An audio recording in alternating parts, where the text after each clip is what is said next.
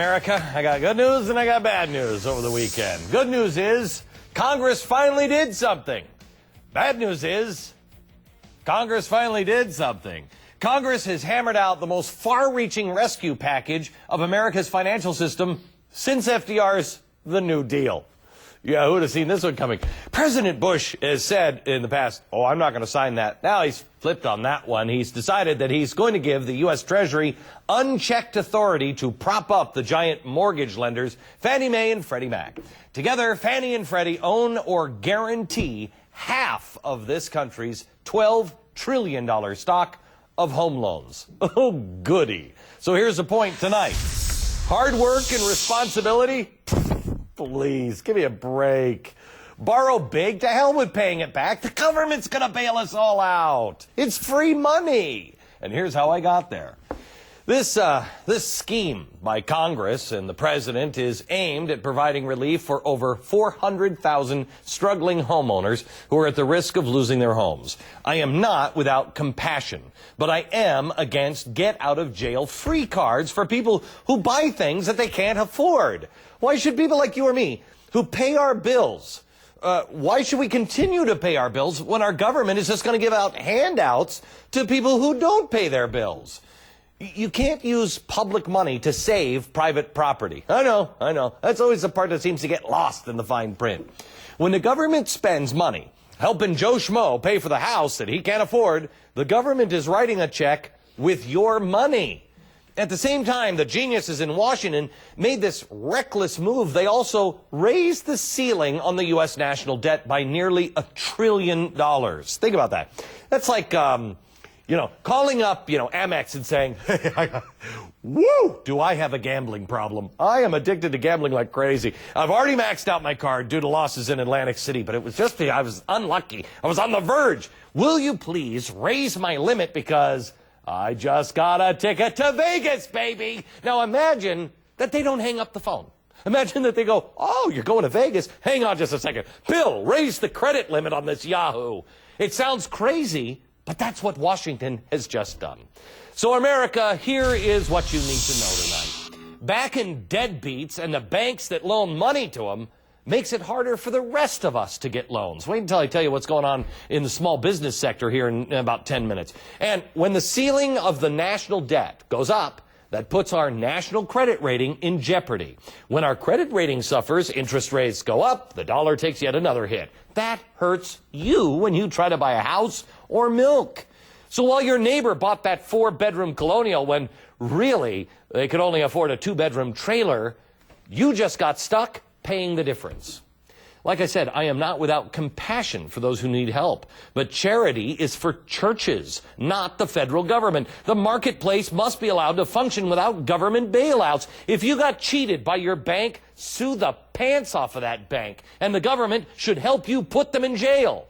But if you or the greedy bankers bit off more than you can chew, sucks to be you, doesn't it? Stephen Moore writes editorials on economics for the Wall Street Journal, and Peter Schiff is the president of Europac and the author of Crash Proof, How to Profit from the Coming Economic Collapse, which I love the name of that one, Peter. Stephen, let me start with you. Free lunches for everybody. Man, I want to work hard now. Yeah, we should call it the United States of bailout because we have now bailed out virtually all of the people who have bad mortgages, all of the banks. And, Glenn, I was in Washington over the weekend watching this debate. There was nobody at the table representing the interests of the taxpayers. One of the reasons that they were so eager to give this blank check to these big housing behemoths, Freddie Mac and Fannie Mae, is guess what, Glenn? They have huge PACs and they give money to all these politicians. Oh, yeah. So all of this money that's going to be going out in bailout to Fannie and Freddie, a lot of that's going to come right back to the politicians and campaign contributions. You can't make this stuff up, Glenn. We've truly been sold out. I really, truly believe we've been sold out. Peter, I am so sick of hearing the phrase, oh, well, they're too big to fail. I mean, look at me. Nobody's ever said I'm too big to fail, nor should they. No, you should fail. But they're too big to bail. That's the problem. And it's not the taxpayers. These guys don't have the guts to raise taxes. It's wage earners. It's people who have dollar savings. They're going to destroy our currency. That's what's going to happen. You know, when I wrote that book, Crash Proof, not only did I predict that Freddie and Fannie would fail, but I also predicted that the government would bail them out and that the economic consequences of the bailout are far worse than letting them fail. Okay, what are the economic consequences? The dollar is one.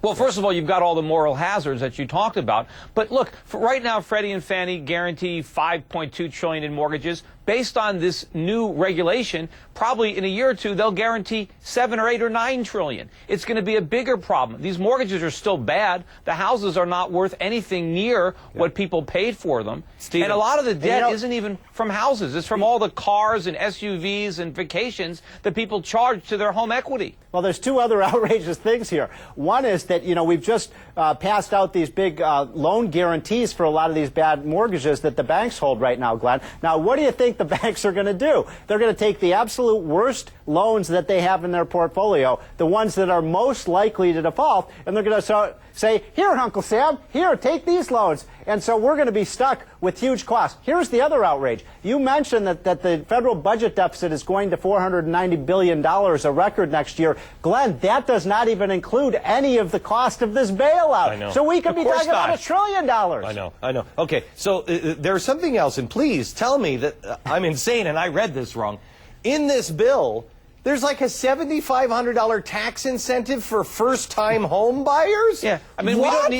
we don't need to encourage people to buy homes, and all this does is prop up home prices, because if people have tax credits, then they can bid more for homes. It benefits the seller. It doesn't benefit the buyer. It just means that he overpays because now he has a government credit. We need to let home prices collapse. They never should have gotten to the levels they got to, but unfortunately, lower home prices expose all the losses. You know, Peter, there's one other aspect of this that's outrageous, is that they also, at the same time they're bailing out these agencies, they increase the amount of loans that they can now insure, Glenn. So now homes over $650,000 can get loan guarantees. And by the way, this program is supposed to help moderate income homebuyers. How many moderate income homebuyers can afford a $650,000 house? And that's just the mortgage. That's not the whole value of the house. Let me ask both of you this question. I saw a story today about Amex. And that Amex generally has the creme de la creme for people who have money and they have a credit card, because you have to pay it off in 30 days. They say they're starting to see the people being 30 days late or longer start to rise up, and people are spending less. Well, if I've got Visa, I know the average person, I mean, how do you afford the gas that you're putting into your car? If you've been living paycheck to paycheck, what you've most likely done is you've taken your Visa out and went, I have no other choice, man. I'm going to run that up to the max because of the price of gas. Well, when those things start to fail, Visa, MasterCard, American Express, does the government just not come in again and say, too big to fail? That's the next bailout. And, you know, the incentive to the average American is max out every credit card you have, because you might as well go out with a bang, especially if there's a bailout. Stephen, and, you know, that's the problem. You know, we spent too much money. We spent money we didn't have. We've got to stop doing that. We've got to have a recession. But the government doesn't want the recession. It wants to keep reflating the bubble. It wants us to go deeper into debt. Okay, guys, they're causing the recession with their big overspending and their debt. Washington is causing this recession. Well, that's why, you know what? That's why people have been sending me the pitchforks. Look at this one. It's handmade. Oh, yeah. I love it. All right, guys, thanks a lot. Coming up, as defaulting home...